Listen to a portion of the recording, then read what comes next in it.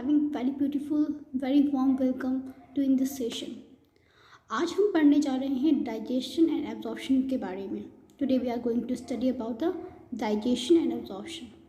ये हमारे human physiology का फर्स्ट चैप्टर है. ये हमारे 11th क्लास का सिलेबस है.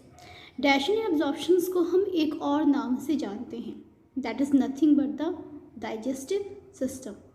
तो इसको हम डाइजेस्टिव सिस्टम के नाम से भी जानते हैं. क्या होता है, क्या पढ़ते हैं? बेसिकली इसमें हम ये जानने की कोशिश करेंगे कि एक ह्यूमन बीइंग के अंदर, इसमें हम ये जानने की कोशिश करेंगे कि हम जब खाना खाते हैं तो वो खाना बेसिकली क्या होता है उसके बारे में.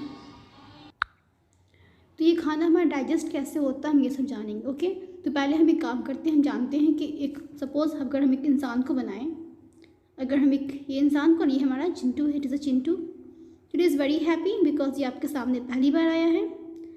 ठीक है, ओके.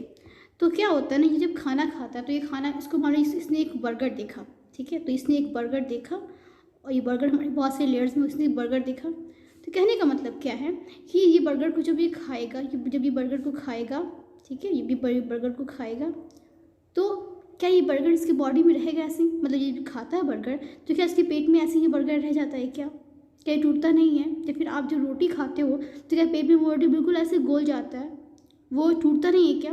ऑफकोर्स वो टूट जाता है, बिकॉज उसका मतलब आप डाइजेशन करते हो फूड को. ठीक है, तो बेसिकली डाइजेशन मीन्स क्या होता है? फूड को ब्रेक डाउन करना.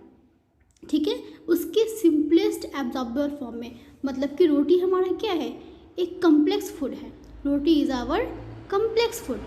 हम क्या करते हैं, व्हाट वी डू, इस कम्प्लेक्स फूड को हम इसको स्मॉल पार्ट्स में तोड़ देते हैं. ठीक है, इसी को बोलते हैं हम डाइजेशन. मतलब कि हम कम्प्लेक्स फूड को क्या करते हैं, कन्वर्ट कर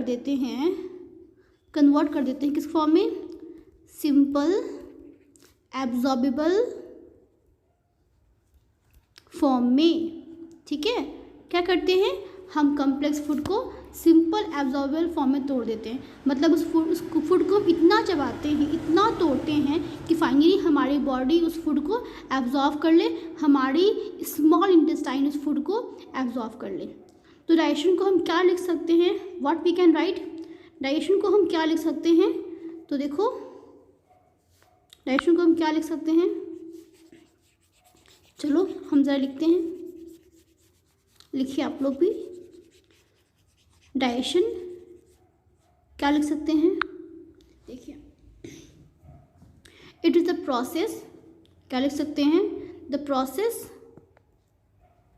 process of conversion of complex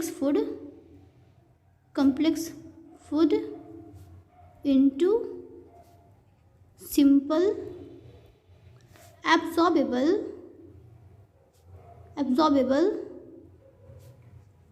form. तो क्या करते हैं बेसिकली, हम क्या करते हैं, डाइजेशन एक प्रोसेस होता है जिसमें हम क्या करते हैं, कन्वर्ट कर देते हैं किसको, कम्प्लेक्स फूड को सिंपलेस्ट फॉर्म में, ताकि वो एब्जॉर्ब हो जाए. ठीक है, हम ये बात समझ गए. अब ज़रा जानते हैं कि हम इतना सारा डाइजेशन की बात कर रहे हैं. अब डाइजेशन क्या करेंगे? क्या अपने सर को डाइजेस्ट करेंगे? किसको डाइजेस्ट करेंगे? हम बेसिकली किसी बात को डाइजेस्ट करेंगे. किसी को बताना ये बात ऐसे वाला करेंगे नहीं ना, हम फूड को डाइजेस्ट करेंगे. चलिए, तो हम जानते हैं कि फूड बेसिकली क्या होता है. तो अच्छा ये बताइए कि फूड की रिक्वायरमेंट क्यों होती है आपकी बॉडी में. हम फूड क्या होता है जानेंगे. फूड की रिक्वायरमेंट क्यों होती है हमारी बॉडी में? क्योंकि हमें खाने से क्या मिलती है, हमें फूड से एनर्जी मिलती है. We get energy from food. क्या करते हैं, हमें फूड से हमें बेसिकली एनर्जी मिलती है.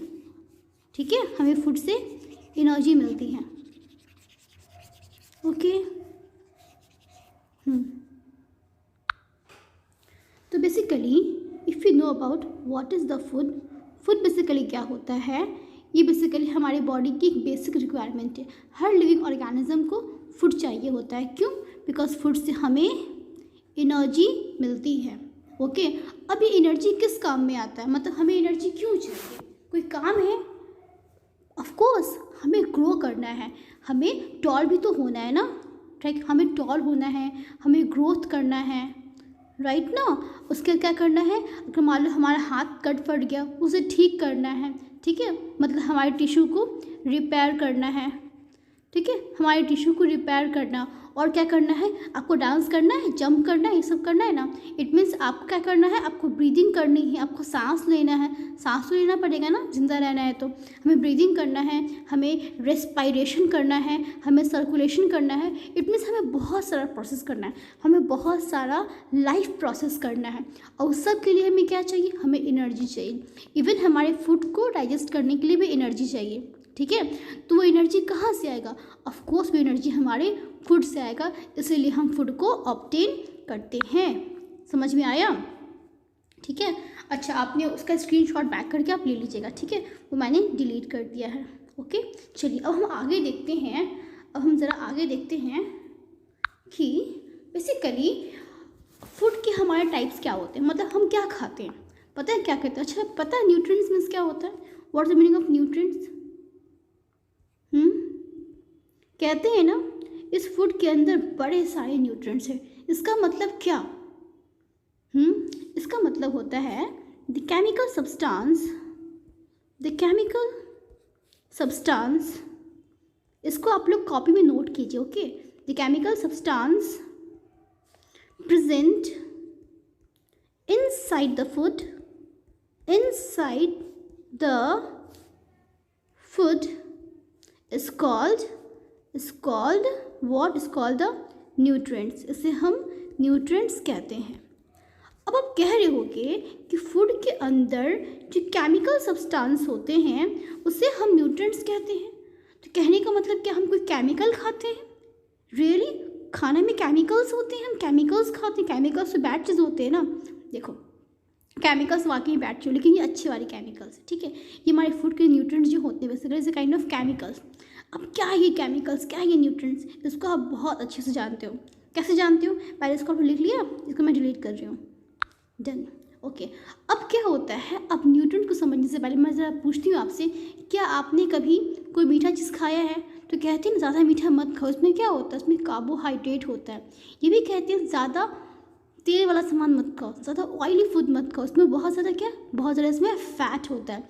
तो जो हम फैट की बात कर रहे हैं, जब हम कार्बोहाइड्रेट की बात कर रहे हैं, when we talk about proteins की बात कर रहे हैं, that complete is called the, इसे हम न्यूट्रिएंट्स कहते हैं। क्या कहते हैं, इसे हम न्यूट्रिएंट्स कहते हैं। बेसिकली न्यूट्रिएंट्स हमारे 2 टाइप्स के होते हैं, there are 2 type of nutrients. तो अगर हम न्यूट्रिएंट्स की बात करें तो our nutrient is of 2 type, 2 तरह का होता है। एक होता है हमारा मैक्रो न्यूट्रिएंट्स, एक होता है हमारा मैक्रो न्यूट्रिएंट्स, दूसरा होता है हमारा माइक्रो न्यूट्रिएंट्स। अब कहोगे मैक्रो माइक्रो, क्या ये मैक्रो बहुत बड़ा होता होगा और माइक्रो बहुत छोटा होता होगा, बिल्कुल भी नहीं। ये जो मैक्रो माइक्रो है, पता है क्यों नाम पड़ा है, ये नाम पड़ा है इसके काम के, अगर आपको रिक्वायरमेंट बहुत ज़्यादा, अगर आपको वो आपकी बॉडी में बहुत ज़्यादा रिक्वायरमेंट उसकी, तो वो मैक्रो है। तो बेसिकली इसकी रिक्वायरमेंट ज़्यादा होती है, ठीक है, इसीलिए इसको बोलते हैं मैक्रो। और माइक्रो मीन्स माइक्रोस्कोप से देखते हैं इसलिए नहीं, इसकी रिक्वायरमेंट बॉडी में कम होती है, इसलिए कहते हैं माइक्रो न्यूट्रिएंट्स। तो मैक्रो में कौन कौन से आते हैं, तो मैक्रो के अंदर हमारे 3 तरह के न्यूट्रिएंट्स आते हैं। कौन कौन से आते हैं, इसके अंदर आते हैं कार्बोहाइड्रेट। क्या आते हैं इसके अंदर, इसके अंदर आते हैं कार्बोहाइड्रेट। अच्छा, कार्बोहाइड्रेट इसमें बहुत ज़्यादा मीठा होता है। और क्या आते हैं इसके अंदर, आते हैं फैट, एंड इसके अंदर आते हैं प्रोटीन। तो बेसिकली ये हमारे 3 ऐसे माइक्रो न्यूट्रिएंट्स हैं जिसकी रिक्वायरमेंट हमारे बॉडी में ज़्यादा होती है, ठीक है। इसके अलावा क्या होते हैं हमारे पास, मैं ज़रा कलर चेंज कर लूँ, ओके। इसके अलावा हमारे माइक्रो न्यूट्रिएंट्स जिसकी रिक्वायरमेंट हमारे बॉडी में होती तो है लेकिन कम होती है, जैसे कि किसकी होती कम, विटामिन्स, ठीक है, ये हमारे माइक्रो न्यूट्रिएंट्स हैं। तो विटामिन्स की रिक्वायरमेंट हमारे बॉडी में क्या होती है, कम होती है। इसके अलावा क्या होते हैं, विटामिन्स होते हैं, मिनरल्स होते हैं, राइट ना, मिनरल्स होते हैं। तो बेसिकली क्या होती है, इसकी रिक्वायरमेंट जो होती है हमारी बॉडी में कम होती है, ठीक है। तो जिसकी रिक्वायरमेंट ज़्यादा होती है उसे कहते हैं माइक्रो न्यूट्रिएंट्स, जिसकी रिक्वायरमेंट बहुत कम होती है उसे हम कहते हैं माइक्रो न्यूट्रिएंट्स। ओके, अच्छा मैक्रो में आपको आपने सुना होगा ना कार्बोहाइड्रेट किस में होता है। अच्छा ज़रा आपको याद करना कार्बोहाइड्रेट क्या होता है, फैट्स क्या होते हैं, प्रोटीन्स क्या होते हैं। एक काम करते हैं, इसको हम नेक्स्ट स्लाइड में जानते हैं। ओके।